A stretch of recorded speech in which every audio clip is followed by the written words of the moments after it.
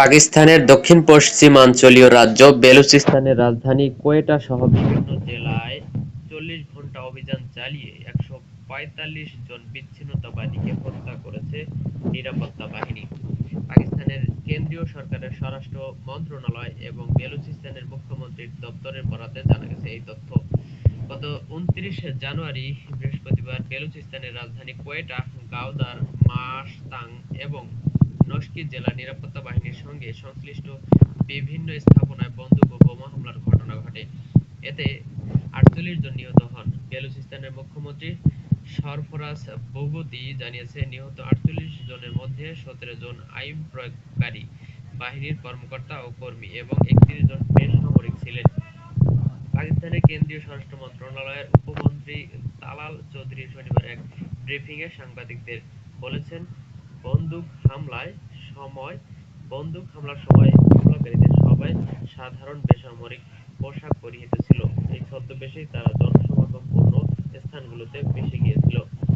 পাকিস্তানের কেন্দ্রীয় সরকার কর্তৃক নিষিদ্ধ বেলুচ স্বাধীনতাকামী গোষ্ঠী বালোচ লিবারেশন আর্মি (বিএলএ) ৩০ জানুয়ারি বন্দুক হামলার দায় স্বীকার করে বিবৃতি দিয়েছে। বিবৃতিতে গোষ্ঠীটির পক্ষ থেকে বলা হয়েছে, ২৯ জানুয়ারি বৃহস্পতিবার পাকিস্তানের সেনা, পুলিশ ও নিরাপত্তা বাহিনীকে লক্ষ্য করে অপারেশন ব্ল্যাক স্টর্ম পরিচালনা করেছে বিএলএ এর যোদ্ধারা। বিএলএ এর অপারেশন ব্ল্যাক স্টর্ম এর বিভিন্ন ছবি ও ভিডিও সংবাদ মাধ্যম ও সামাজিক যোগাযোগ মাধ্যমে ছড়িয়ে পড়েছে। যেসব ভিডিওতে দেখা গেছে যে রাজধানী কোয়েটার একাধিক পুলিশ স্টেশন শক্তিশালী আইডি ইম্প্রোভাইজড এক্সপ্লোসিভ ডিভাইস বোমা দিয়ে উড়িয়ে দেওয়া হয়েছিল। বিবৃতিতে বিএলএ দাবি করেছে, অপারেশন ব্ল্যাক স্টর্মের আওতায় পাকিস্তানের নিরাপত্তা বাহিনীর ৮৪ জন সদস্যকে হত্যা এবং ১৮ জনকে গ্রেপ্তার করেছে গোষ্ঠীটির যোদ্ধারা। তবে রয়টার্স এ দাবির যথার্থতা যাচাই করতে পারেনি।